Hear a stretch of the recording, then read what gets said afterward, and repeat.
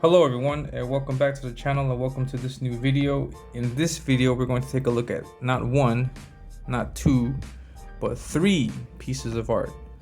And here they are. This is the first one.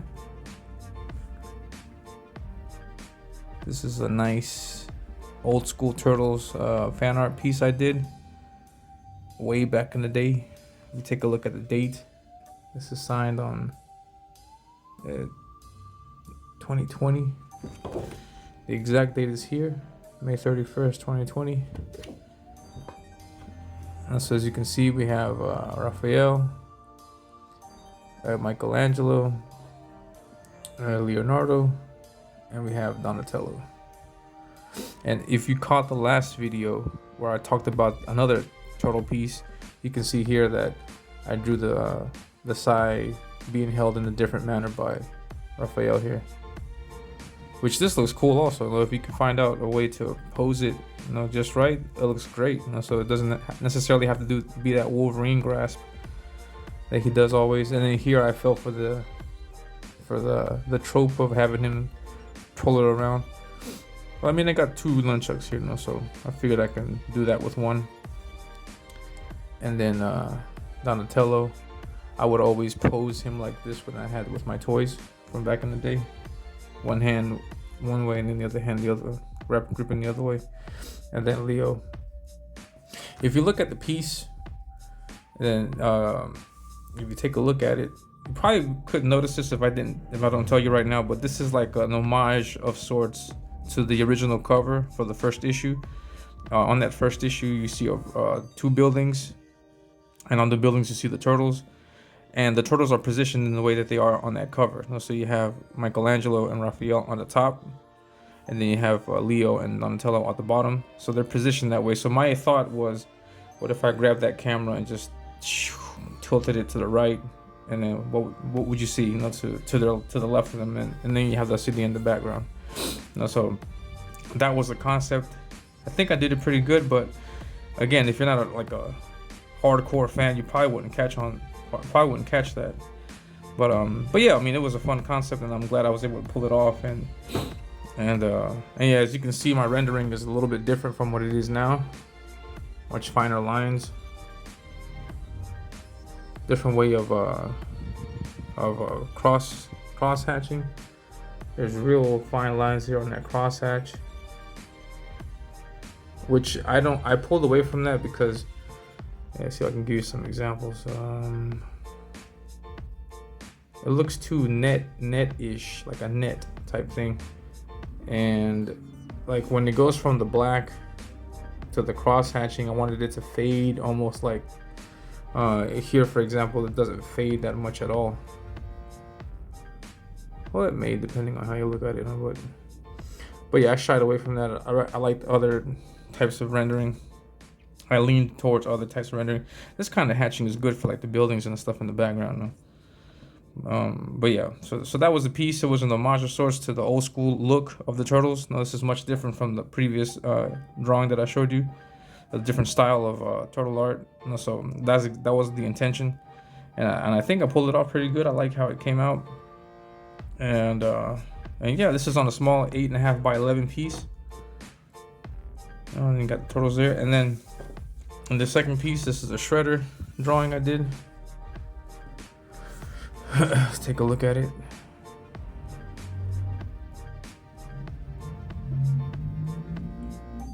And this is also done back in the day, 2020, August of 2020. So much later after the turtles. So as you can see, the style of hatching is the same in the previous one. Good stuff, man. Like, see, for example, here from this black to the cross hatching, it's like a very solid line, like it doesn't fade out into it. And so that's something that I didn't like too much. But it works here because you could read it as a solid shadow, but my idea was to have that fade out. And so I was doing the lines, and then I look at it now and it doesn't exactly do that. I understand now why. We could take a look at that some other time, but yeah, it didn't fade out. Well, actually, we can look at it now. Like here, for example, The line that goes from here to here is what is called a dead line, which means that it has the same thickness all the way from the beginning to the end. And so if you're this works good for specific areas, a specific texture, but if you want that fade effect, you have to change the line weight thickness. So if you start off thin like this, when you get towards the darkness, that line has to be thicker. So if it gets thin, gotta get thick, thicker, and boom, straight into the black. And if you pull that off just right, then when you look at it from afar, it looks like it's blending in, like there's like a fade into that black. That's what I was going for, but as you can see, back in 2020, I didn't understand how to make it happen. So that's part of the evolution. You learn, you pick up on things, and then you improve as you go along. And so, and it's great to see that. And so yeah. So the concept behind this piece here, this isn't an homage. This is just my take on Shredder. It's a mix of designs because I got some elements from the movie. He's got the heavy black, cape. He's got this from the cartoon, and then this the top part of the samurai helmet. I just did it what I thought looked cool. I saw someone with that kind of concept to it. There's been a lot of freedom with the iterations of Shredder, so I thought I'd play with something to make it fun and make it a little bit faithful to the cartoon. And yeah, so this is the piece. The concept behind this is that that Shredder made it to the sewers and made it to the turtles' home, and then caught them off guard, and then just completely destroyed them. And he won in this piece. So we normally see him get the short end of the stick, but here we see that he defeated the turtles. So I drew the turtles back here. There's a shell. Here's another shell. Here's another shell. And then here's a hand and part of a shell. So you can see who that is, and that's Michelangelo. And then the interpretations are free for the other guys, wherever you think they might be. And in his hand, he's got, what he's grasping here are the bandanas. Like he ripped the bandanas off their faces. And you can see it was a bloody battle. There's cuts everywhere. He's got his shirt cut, he's got his leg cuts here. It was a gruesome battle, but he came out victorious. And that was the intention behind the pick. He's always losing, so I thought it'd be cool to see him win for once. And so just to indicate that they're at home, there's some pictures here. It's like a family pic with Splinter. This is for me. I live in South America. I'm from Peru, and I live in Lima. Lima's where I live. So I love New York, and I got a little head nod to Lima, and I love pizza, 2-for-1 sale. And then this is a really interesting Easter egg here. This is like a very small version of the turtle pic that I drew that you saw in the last video. So in the last video you saw the turtles, and then this is like a little Easter egg to that. Like they got a copy of my drawing. And so just to bring this out here so you can see that. So that's the turtle piece. Here's Raphael, Michelangelo, Leonardo, Donatello, everybody's here. And then that's the Easter egg that you see here in the back.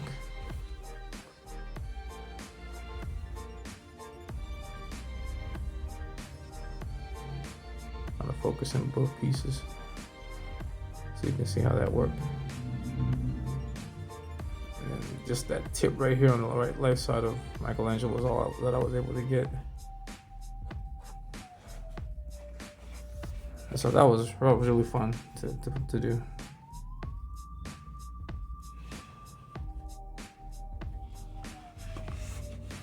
So it was essentially Shredder versus these guys, and he beat them. So that's that right there. I like doing that in my art. I like drawing like little Easter eggs and stuff like that when I can.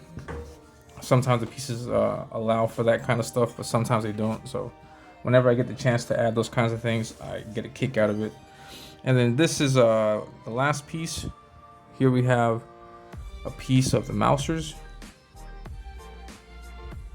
Let's take a look at that.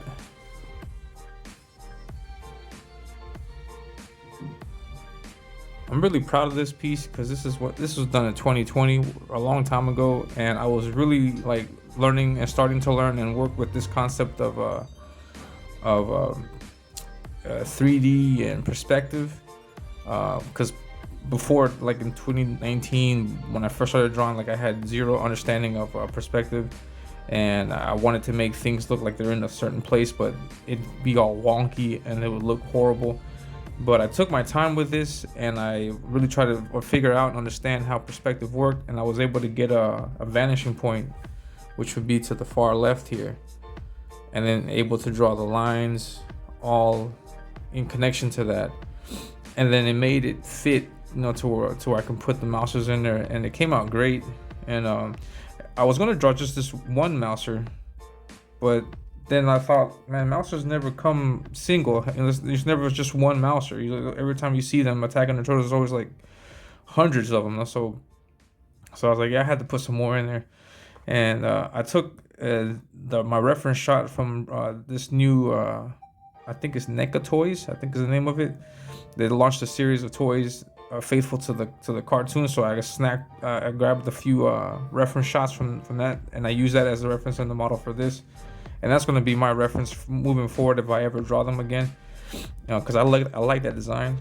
It's really cool, cartoonesque, and it's really like faithful to the comic. So yeah, so I drew him, and then I drew a few others in different poses, like they're looking for the turtles during the swords, and this one's like, oh wait, I see you, So it was fun. Again, I didn't know. Here I was still kind of clueless onto how to best pull off the rendering.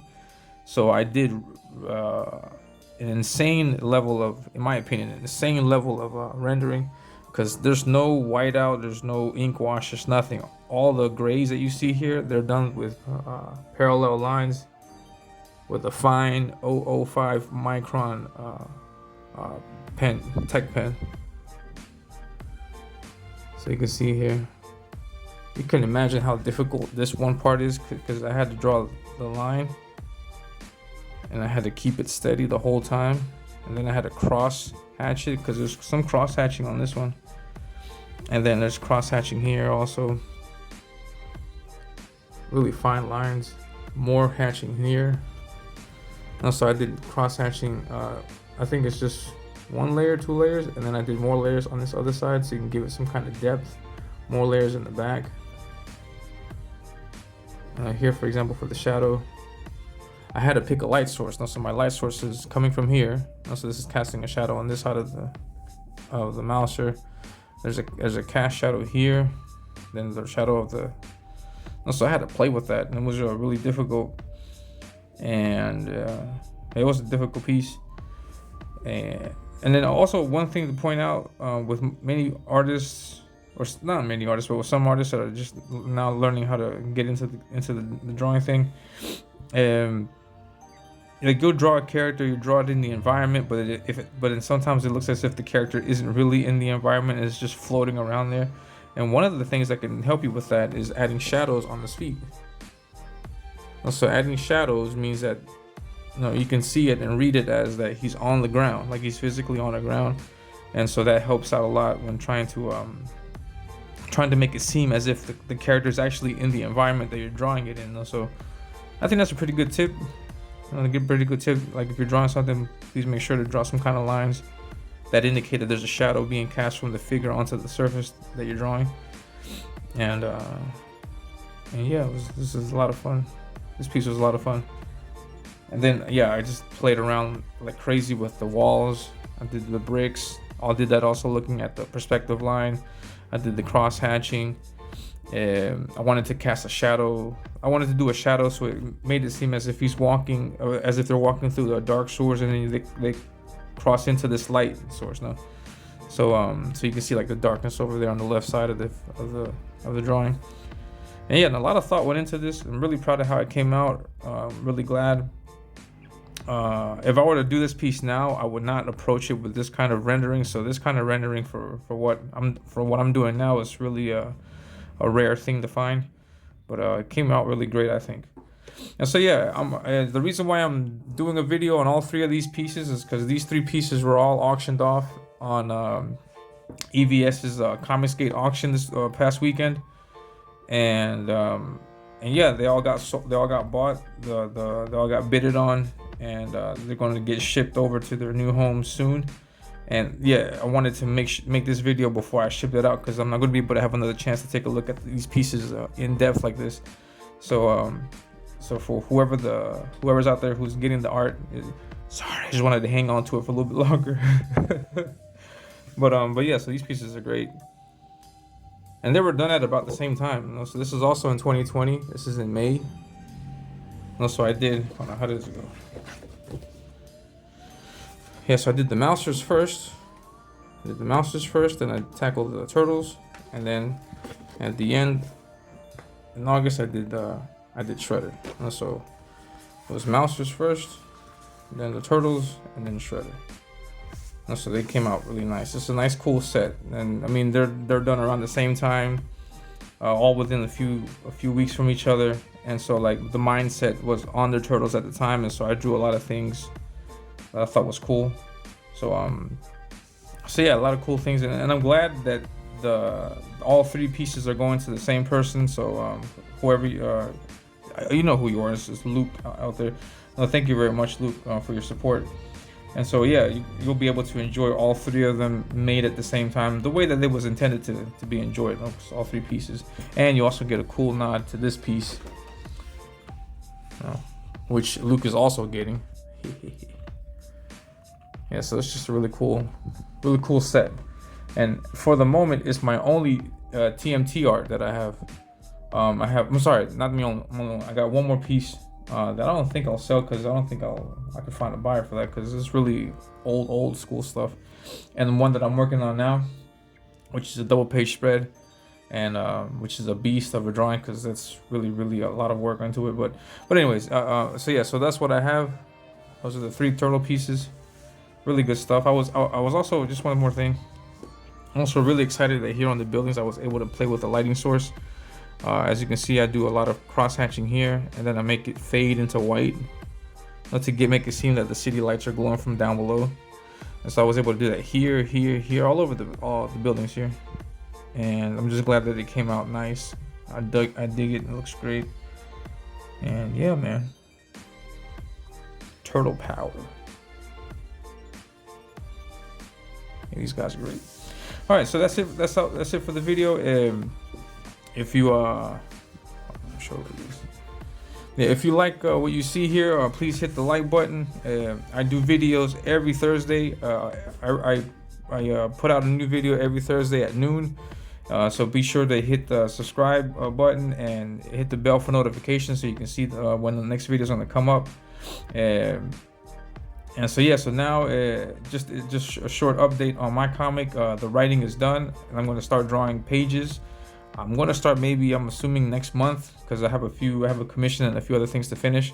But once I'm done, I'll get started on some pages, and I already have in mind the first scene that I want to draw for the book. So I'll get that started, and then I'll keep you guys posted. And I'm going to be drawing those pages on the channel, so you'll be able to see me draw it. I might do it live, or I may do it as a video. I'm not sure yet, but I'll put out some content where I'm drawing the first pages of my comic, of the actual comic. No, I still have the preview. And also one final warning, I guess, or advice, or shout out. I'm in the middle of preparing a really cool surprise for the people that have backed my digital comic at the moment. I haven't promoted the campaign at all. I haven't promoted this book at all. Despite that, though, I was able to get 50 something people to get the digital copy of my comic Ominous. And so I'm preparing a small gift for them as we speak. And so it's coming soon. And so the thing is that I'm putting out a last call for anybody out there. If you're interested in getting my comic, check out the last segment of this video where I give you some information about it. It's $5 for a digital copy, but I'm telling you, $5 goes a long way with me. So please consider getting a digital copy. And if you're interested, I take it through I take payments through PayPal and through Twitter. So just contact me on Twitter, say, hey, I want a digital copy. Yeah, I'm not gonna. I mean, I'm a pretty nice guy. I'm not gonna shout at you or anything. So just, yeah, don't be afraid. Don't be afraid. Contact me, and then I'm gonna need an email, and the $5, and send that to me, and then I'll be sure to give you the digital copy and more. I don't want to make any announcements onto what I'm going to give just yet because I want it to be a surprise. But if you're listening and if you're interested at any shape, way, or form of getting my comic, then please do not miss this $5 deal, because you're going to reap some nice rewards with that. $5 is going to go a long way. So anyways, that's it. I hope you liked the video. If you did, hit the like button. If you didn't like the video, guess what? Please hit the like button anyway. The likes help out with visualization on the channel and on YouTube. So yeah, please hit that up, and then I'll catch you guys in the next video. Okay, take care. Goodbye. Hello, everyone. The time is finally upon us. Ominous Avenging Death is now available. Avenging Death is a short 10-page story that serves as a preview of what kind of art you can expect and the world you'll see in the main story of Ominous. In Avenging Death, we'll see Zadok take on the monstrous Deathmonger in a 10-page fight scene that'll be sure to get you hooked into the world of Ominous. All of the artwork is done, including the line art, which was done by me, the colors, which were done by Emmanuel Orlas, and the lettering, which was done by Paul Bird. So grab your copy of the digital PDF file today for only $5. That's right, $5. Contact me in my DMs on Twitter for more information. Now, coming up next is the official trailer of Ominous Avenging Death. Enjoy.